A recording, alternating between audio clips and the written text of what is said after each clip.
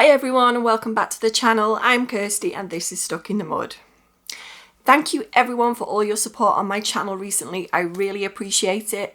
And please remember to like the videos and subscribe to the channel if you haven't already because it's free. And I really hope my videos are helping you in your OCD and anxiety recovery. So moving on, what are we talking about in today's video? So I wanted to touch upon today all about acceptance and OCD and magical thinking. You know, is acceptance needed for our recovery and for our healing? And as OCD sufferers, we find it particularly hard to accept the abhorrent and scary, sometimes violent, intrusive thoughts. You know, we get them and we often immediately will try and rationalize them, try and figure them out, try and work out what's going on. And it's all an attempt to free ourselves from feeling everything we do with these intrusive thoughts. You know, we want to break out of that anxiety and that, you know, the confusion, the guilt and the shame of actually thinking these things. So we often then will engage in rituals, and that could be a physical ritual or it could be a mental ritual. So rituals including like counting, and you know, we will tend to do certain routines and we have to repeat them over and over again till they feel right, because we've just had this really nasty intrusive thought that we don't like. You know, we're really uncomfortable with it. It's so against who we are as a person, and we will try and neutralize it with a physical ritual or even a mental ritual, because mental rituals often include rumination. You know, going over and over information, just trying to figure it out and trying to, you know, look at evidence, review things, analyze things, and just try and come to some kind of certainty over what we're thinking and how we feel about that and what does this say about us. And, you know, it's all an attempt to neutralize and release that horrible anxiety that we're feeling alongside it, all those uncomfortable sensations in the body as well. Part of recovery is coming to the acceptance that these thoughts are there. You know, we have OCD. They don't define our true character, these thoughts. So when we let those thoughts be there, and I talk a lot about this in my videos if you've watched them before, and we don't engage with these intrusive thoughts and we don't resist them, this is not accepting that those thoughts are true, and it's not accepting that this could actually happen. OCD sufferers are extremely unlikely to act on their intrusive thoughts. You know, it's just not going to happen. You know, we are highly disturbed by these thoughts. You know, they are unwanted. They are contrary to our sense of self, and this is called ego dystonic. Just because the thought is there or we're letting it reside with us in therapy, you know, it doesn't mean it's more likely to happen. You know, these thoughts, we let them be there and they fade on their own. It takes much practice and patience and hard work, but it's worth it because, you know, when we can lean into these fears and these intrusive thoughts, these unwanted intrusive thoughts, you know, that is powerful stuff, because OCD will then lose its power over us. You know, it goes after things to try and get our attention. And, you know, it just wants to cause a reaction by the most awful things that you could probably conjure up. It's that bad sometimes. I know for myself, I've had, with my experience with OCD, you know, mine often revolved around harm, you know, even harming my children. And, you know, this is where the magical thinking side crept in as well, because, you know, I would have an awful thought that, you know, I could potentially harm my child, you know, do something terrible to my child. And I would often feel like it was more likely to happen if I was actually thinking it, like something, you know, magical would take place, or if I was feeling something about the safety of one of my children, I'd feel by thinking it that it was making it more likely to happen, or, you know, something else, you know, just taking care generally of myself and my family, and thinking that if I'm thinking negative thoughts, then that is increasing the possibility of that actually occurring, which is quite scary in itself. We have all these intrusive thoughts, and we do feel that initial response to kind of control everything. We want to control our lives and try and reclaim some certainty over it, but that unfortunately is not how life works. And I've definitely got to a point in my life now where I am accepting that. It's difficult, and it's been a process for me to come to where I am now and actually get to a level of acceptance that I can't control everything in my life. But I do know that these are unwanted thoughts, and the thoughts will vary in nature, because OCD will shift around to different themes, and it's always trying to one-up itself. You'll find with OCD, it's always trying to go to the next level. I find, the more disturbing and the more heinous thing that you could possibly think, it's always just going up, and but I wasn't actually doing what I was supposed to do with these things, and that is the facts of the matter. I thought I was doing what I needed to do, but in reality, I wasn't really. I wasn't letting those thoughts be there. I was aware that I was thinking an intrusive thought, but I wasn't then letting it be there. I was trying to figure them out and trying doing something, trying to change them, trying to just analyze and ruminate. I'd find myself ruminating for hours over certain things, and I wasn't doing it. I was exposing myself to things, but then I would think about them afterwards, and that is just not, I wasn't doing exposure therapy properly either. But letting the thoughts be there, people don't always understand and get it right. And I heard someone talking about it recently, and it kind of, I was a bit dismayed by it, because they said something that really wasn't correct. And I think that's why people don't always get it right. And myself included, in the past, I didn't get it right. When we let a thought be there, we're not ignoring the thought. That is not, it's a different thing. It's very subtle. It's a very subtle difference. We're not ignoring the thought. We're letting it be there. We've got full awareness of it. We know it's there. It's hanging out in the background. We're aware it's in the background, but we don't actively engage with it.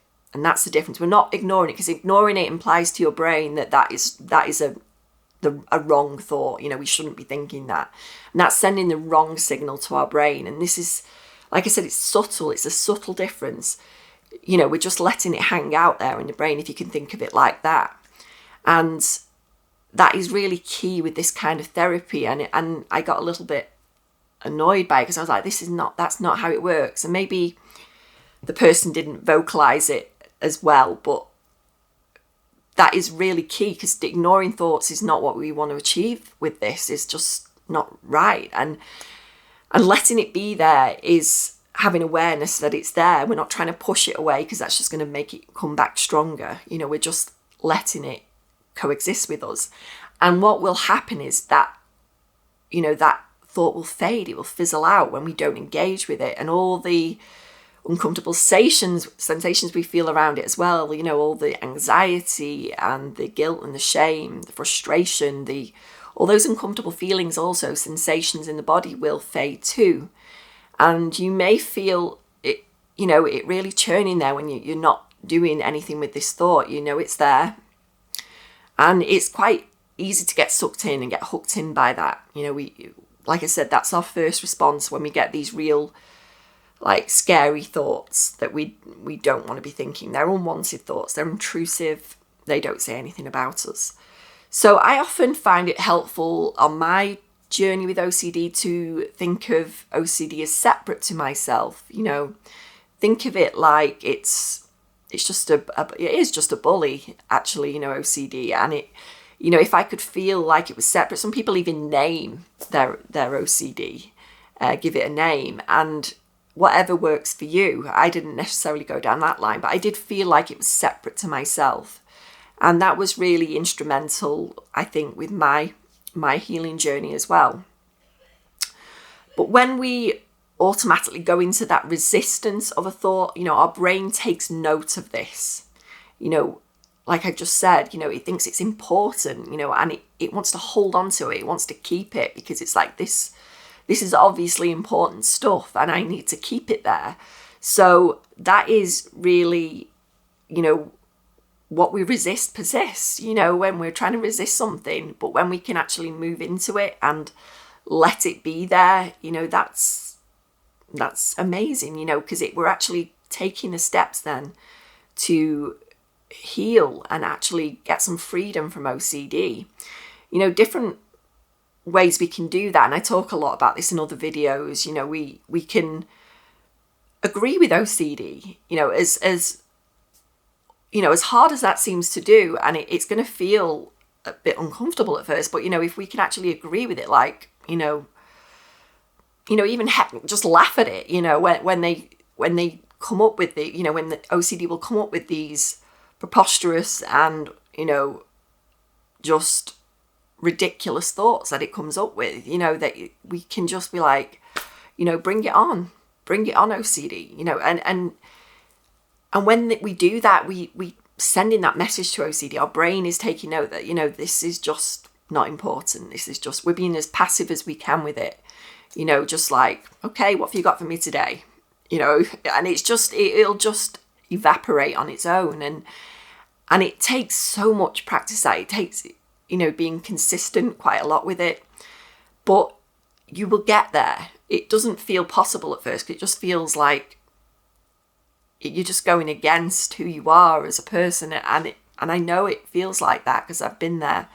But when we actually do that message to OCD is powerful. And, you know, we're really stepping into our fears and actually standing up to OCD.